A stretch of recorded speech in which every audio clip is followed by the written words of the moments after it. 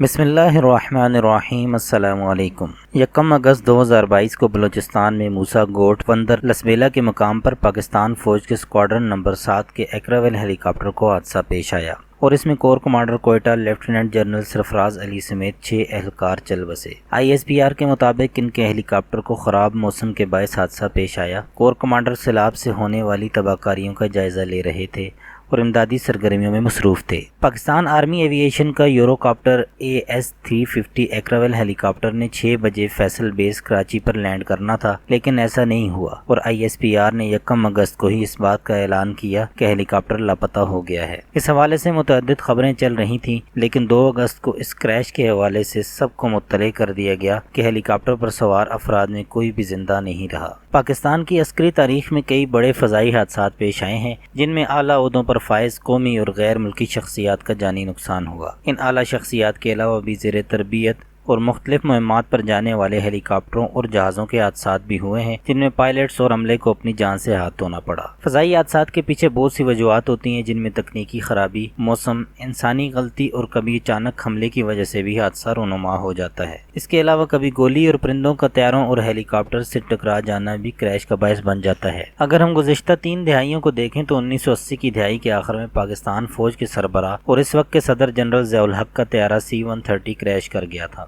اس طیارے میں صدر ضیاء الحق سمیت امریکی سفیر Arnold Lewis, joint chief Akhtar Abdur Rahman اور دیگر افراد سوار تھے۔ C-130 ایک محفوظ طیارہ سمجھا جاتا ہے اور اس کو مال برداری اور امدادی سرگرمیوں میں استعمال کیا جاتا ہے۔ سانحہ بہاولپور آج بھی ایک معمہ ہے۔ اس حادثے میں بھی C-130 اور قیمتی جانوں کا نقصان ہوا۔ ہرکولیس نامی طیارے میں 30 افراد سوار تھے، جن میں 17 مسافر تھے اور 13 عملے کے ارکان تھے۔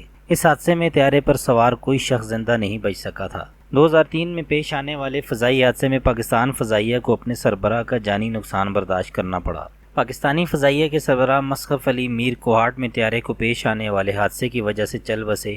وہ ایئر فورس کے فوکر F-27 ایئرکرافٹ میں سوار تھے۔ ان کے ساتھ ان کی اہلیہ اور 15 دیگر افسران بھی سوار تھے۔ ان کا جہاز کوہاٹ میں کریش کر گیا۔ کوئی بھی اس حادثے میں زندہ نہیں بچ سکا تھا۔ جنرل راشد قریشی جنرل پرویز مشرف کے دور میں پاکستانی فوج کی شعبہ تعلقات عامہ کے سربراہ تھے۔ ان کے ہیلی کاپٹر کو 2007 میں حادثہ پیش آیا تھا اور وہ اس میں زخمی ہو گئے تھے۔ اس حادثے میں ہیلی کاپٹر پر سوار 8 افراد زخمی بھی ہوئے اور 2 فوجی اہلکاروں سمیت 4 افراد جان سے گئے تھے۔ یہ روسی ساختہ Mi-17 ہیلی کاپٹر تھا، جس کو کشمیر میں حادثہ پیش آیا تھا۔ عینی شاہدین کے مطابق کچھ لوگ اس لیے بچ گئے تھے کیونکہ انہوں نے ہیلی کاپٹر کے کریش ہونے سے قبل چھلانگ لگا دی تھی۔ اگر ہم ماضی قریب میں دیکھیں تو 2005 میں نلتر میں سفارتکاروں کو لے جانے والے ہیلی کاپٹر کو حادثہ پیش آیا تھا۔ یہ پاکستان آرمی کا Mi-17 ہیلی کاپٹر تھا۔ اس حادثے میں 2 پائلٹس میجر التمش اور میجر فیصل سمیت فلپائن کے سفیر، ناروے کے سفیر، انڈونیشیا اور ملائیشیا کے سفیروں کی بیگمات کو جان سے ہاتھ دھونا پڑا۔ اس ہیلی کاپٹر میں 11 غیر ملکی اور 6 پاکستانی شہری سوار تھے۔ بعد ازاں انڈونیشی سفیر بھی زخموں کی تاب نہ لاتے ہوئے چل بسے۔ یہ ہیلی کاپٹر فنی خرابی کا شکار ہوا اور بے قابو ہو کر APS کی دیوار سے ٹکرا گیا اور اس میں آگ لگ گئی تھی۔ 1 اگست کو پیش آنے والے حادثے کے بارے میں پاکستان فوج کی شعبہ تعلقات عامہ کا کہنا ہے